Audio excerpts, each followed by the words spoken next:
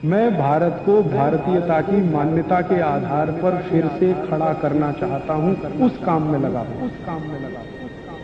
एक और उदाहरण देता हूं। 1966 में, आप में से कुछ लोग होंगे, मैं तो तब पैदा भी नहीं हुआ था जिस समय की यह घटना है। भारत के लाखों संतों ने एक बहुत बड़ा जुलूस निकाला दिल्ली में। गाय रक्षा होनी चाहिए, कानून बनना चाहिए। गांधी जी तो तब थे नहीं, विनोबा जी थे, गांधी जी के शिष्य थे। उनका आशीर्वाद लेके बहुत बड़े बड़े साधु संत इकट्ठे हुए। स्वामी करपात्री जी महाराज, जो शंकराचार्य के स्थिति वाले संत हैं, वो उन्होंने लीडरशिप लिया, गो रक्षा होनी ही चाहिए। लाखों साधु संत इकट्ठे हुए और उन्होंने कहा कि हम संसद को घेर लेंगे अगर सरकार गोरक्षा का कानून पारित नहीं। सौभाग्य या दुर्भाग्य जो भी कहिए, स्वामी करपात्री जी महाराज के थोड़े दिन पहले के आशीर्वाद से श्रीमती इंदिरा गांधी प्रधानमंत्री बन गई थी। तो स्वामी करपात्री जी को लगता था कि इसको तो आशीर्वाद मैंने दिया है, अब ये कैसे मना करेगी मेरे काम को। स्वामी जी को मालूम नहीं था, चेहरे कुछ होते हैं, मुखौटे कुछ होते हैं। अच्छा, विनोबा जी ने भी आशीर्वाद दिया था, आपको मालूम है, श्रीमती इंदिरा गांधी को। इंदिरा गांधी जब प्रधानमंत्री बनी थी तो उनकी पॉलिटिकल पोजीशन बहुत कमजोर थी। उनके सामने जो टक्कर में थे ना, वो बहुत पावरफुल लीडर थे।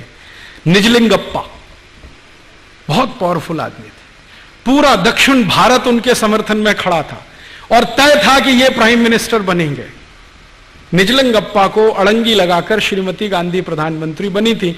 तो बहुत सारे संतों से आशीर्वाद लिया था, तो पात्री जी ने भी दे दिया, विनोबा जी ने भी दे दिया। अब प्रधानमंत्री बनते ही याद दिलाया विनोबा जी ने, वो काम करो ना मेरा, वो हत्या बंद करने के लिए कानून लाओ।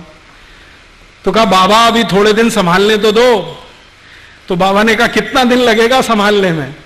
तो दिन बीतते गए और करपात्री जी महाराज का धैर्य चुक गया। तो उन्होंने एक बहुत बड़ा जुलूस निकाल दिया, सरकार को घेरना है, संसद को कॉर्डन कर देना है, कोई अंदर जाएगा नहीं, कोई बाहर आएगा नहीं जब तक गोहत्या बंद नहीं होती। आप जानते हैं क्या हुआ? जिन करपात्री जी महाराज के आशीर्वाद से श्रीमती गांधी प्रधानमंत्री बनी थी, उन्हीं के ऊपर श्रीमती गांधी ने गोली चलवाई और एक नहीं सैकड़ों साधु उसमें मर गए। लेकिन गो हत्या नहीं रुकी, वो वैसे ही चली। उसके बाद स्वामी करपात्री जी ने, उनके शिष्य बताते हैं, मैंने कभी उनसे सीधे बात नहीं की, स्वामी करपात्री जी ने श्राप दे दिया। और वो ये कहते हैं कि उसी श्राप का दुष्परिणाम है कि जिस तरह से श्रीमती गांधी ने गोलियां चलवाकर मरवाया था गोरक्षा भक्तों को, उसी तरह से श्रीमती गांधी मारी गई।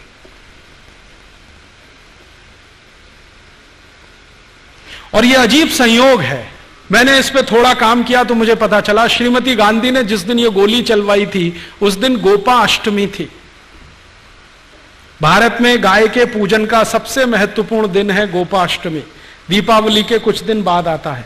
और श्रीमती गांधी को जिस दिन गोली मारी गई वो दिन भी गोपा अष्टमी थी।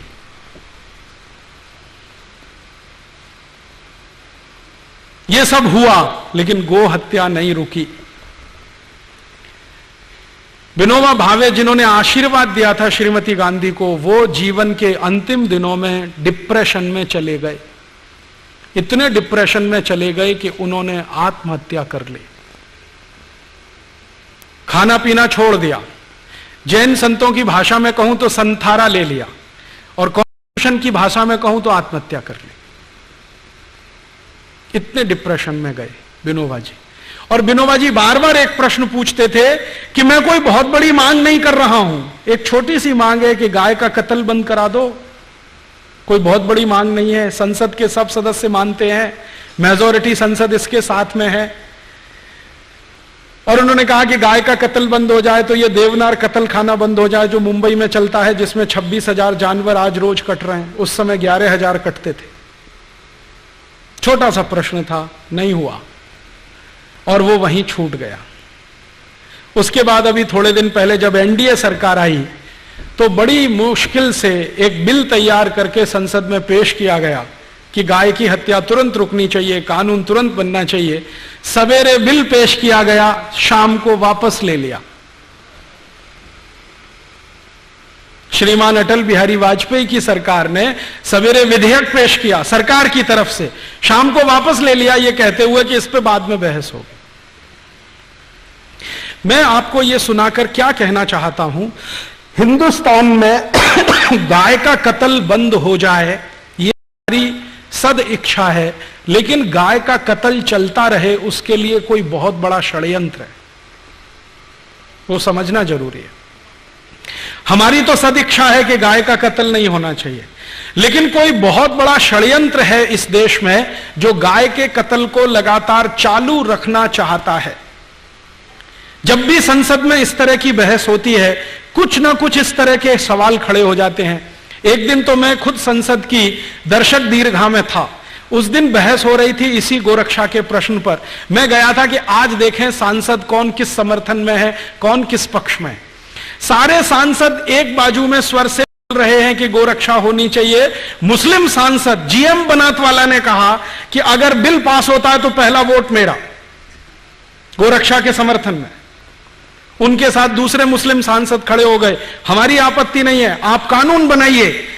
अभी एक महिला खड़ी हो गई, उसका नाम है सुश्री ममता बनर्जी। उसने कहा गाय का मांस खाना मेरा मौलिक अधिकार है, उसका क्या होगा?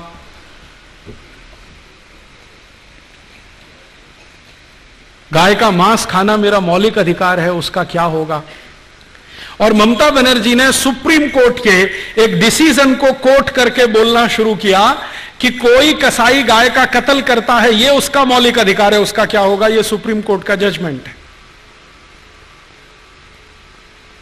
तो मामला कहां बिल्कुल होते होते फिर फिसल गया। इसी तरह से एक बार और हुआ, हमारी संसद में सब तय हो गया कि गोरक्षा का बिल पास ही हो जाना चाहिए, सब हो जाना चाहिए।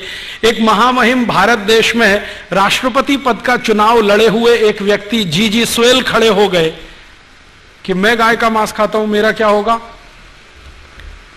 तो मैंने उनको एक खत लिखा था जिसका जवाब उन्होंने नहीं दिया। मैंने कहा आप गाय का मांस खाते रहिए अपने घर में काट के, ये कत्ल खाने तो बंद होने दीजिए।